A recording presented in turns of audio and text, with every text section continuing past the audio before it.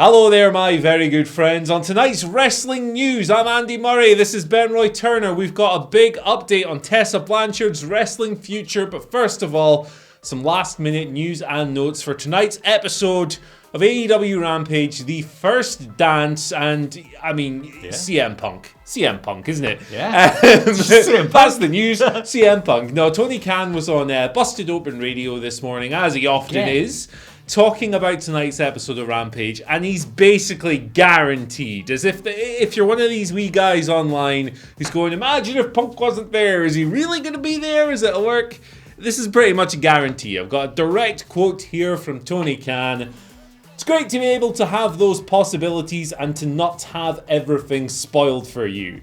But on the other hand, I think everybody has a pretty good idea of what to expect tonight. I don't like to let people down. I have no plans to disappoint anybody tonight. I think people are going to be very happy with what they see. They've been waiting for this for a very long time now. Yesterday, Tony tweeted about this being the biggest surprise in AEW history. In addition, he has said that tonight's show will have a different format to what Rampage is going to be like going forward. There's going to be a different layout because something big is happening, and you, my friends, know what that big thing that's happening is. Look, that's pretty much him saying it's guaranteed without actually going, hey, I guarantee it, right? So Jade Cargill squashes her opponent in 10 seconds, and then we just cut Kira. We just cut to CM Punk for half an hour, right? That's exactly this what could be the show. Yeah, I mean, it's weird because we've been annoyed. The internet and the world has been annoyed before when they kind of go. By the way, since Sting, they've like the TNT have wanted to advertise these big names because big names equal big numbers. And big numbers means the cash, and it means Tony Khan can not borrow some more money from Daddy and just get more money from the network. I mean, I'm just joking there. We all love Tony Khan, but at the same time, it's the worst kept secret, but it's the best worst kept secret I've ever known. It's like everyone for that. I think it's been like 2 months now. We've all been sort of sitting there, CM Punk, and this last week has just been murder. All I've been thinking about is Philip, and I just want old Philip to come back and have a good time and just tell me to be straight edge again, because I should be, but I shouldn't be. But at the same time, are you going to be straight edge? That's what I want to know. No, I'm going to drink a beer while he's debuting on screen, brother. Like, no, all respect to my straight edge friends out there, but I am a weak-willed, ill-disciplined heathen of a boy. I mean, the whole show's pretty much been marketed on this kind of unspoken promise, hasn't it? They announced the show. I mean, come on, like all the Michael Jordan illusions. They're probably going to do something with Sirius, the Chicago Bulls walkout song. It's going to be a fun night, and if you didn't know already, we're going to be doing the live stream reactions. We're going to be on about 15 minutes before the show starts. I think in the US that's 8:45 on the East Coast. Sorry, 10:15 on the East Coast, and it's 2:45 in the morning here in the UK. We're earning our paycheck with these late hours tonight. But yeah, I'm looking forward to a fun show. Also on the lineup, Jade Cargill versus Kira Hogan, Jon Moxley versus Daniel Garcia, and the first match in the tag team title eliminator tournament, Jurassic Express versus Private Party. There we go. How did I forget Private Party? Man, it's gonna be a fun show. Because their new theme song isn't as good as their first one.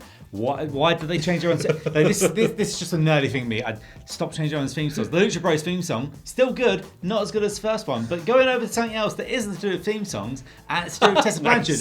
As I spin this chair and stop spinning back to the right, source from Fightful Select, I was going to say. Fightful Filet. It's late in the Sean UK. Ross Sapp releasing them steaks.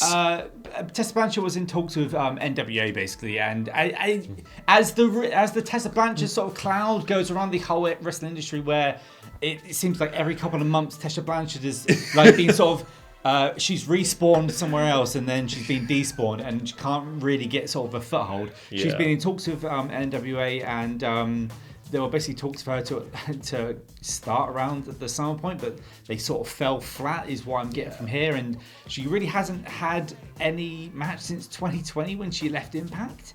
Yeah. And if I can remember, Andy, she was the Impact champion when she was the world champion. I remember that being a weird big thing, and it was not weird. It was everywhere on the internet, and then all of a sudden the controversy happens. Tessa Blanchard sort of falls away into the mist.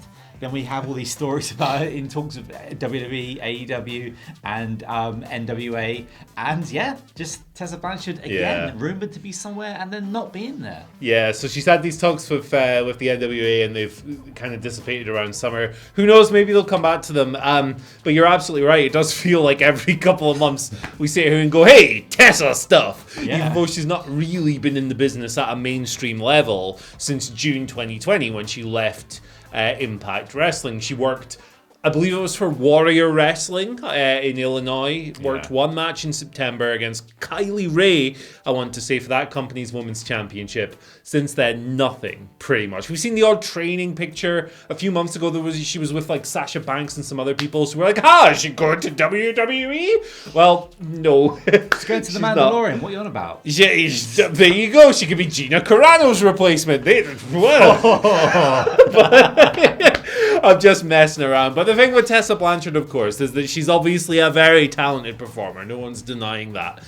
She's very skilled at what she does. And like talent-wise and what she brings to the table as a performer should be a great benefit to anyone who'd want to sign her. But she's got quite the rap sheet as well, of course. The way she left Impact, not sending in video content for a show, and then Impact were like, is she going to no-show her title defense at Slammiversary? The racism scandal, of course, that came out in early 2020, January, I think it was, where multiple people spoke out against that. There's some other bits and pieces with Tessa here as well. So it's a tough situation. I can totally understand why. Look, if I'm an AEW or a WWE, I'm probably not signing her, for as good as she can be and everything else. It's a messy web, and it's weird because if WWE won't even go near that anyway, they seem to just ignore whatever they want and do whatever they want for a lot of the time.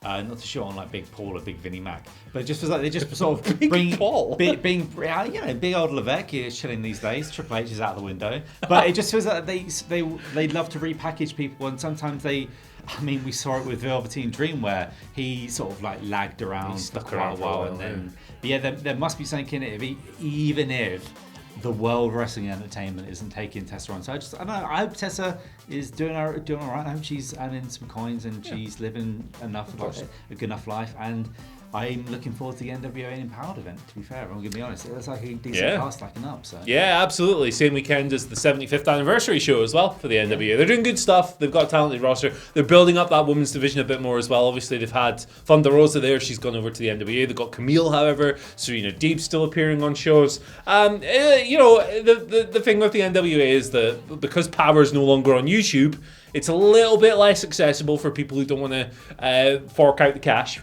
for the Fight subscription or whatever. But they're still out there. They're still doing good things. They've sold a good amount of tickets for their shows in St. Louis as well. So, hey, fair play. But yeah, we're going to bugger off and get ready to do a stream at 3 o'clock in the morning now. Punk. Yeah, Chick Magnet Phil. Monster. Cookie Monster. Cereal Milk. I think that's a thing Hamlet does now. Cereal Milk. I don't get it. Someone needs to explain that to me. I could just text him, but I'm too lazy. Anyway, and he's really old, so he's probably in bed. We're going to go. Follow us on Twitter at WhatCulture WWE. Tune in for the show. Quarter to the hour before Rampage starts. We'll be here live on the channel. The video is actually on the page now on the YouTube channel. You can set a reminder. Follow Ben Roy on Twitter at BRPunk. At Ben Roy Turner. You can follow me at Andy H Punk. Goodbye. Straight edge.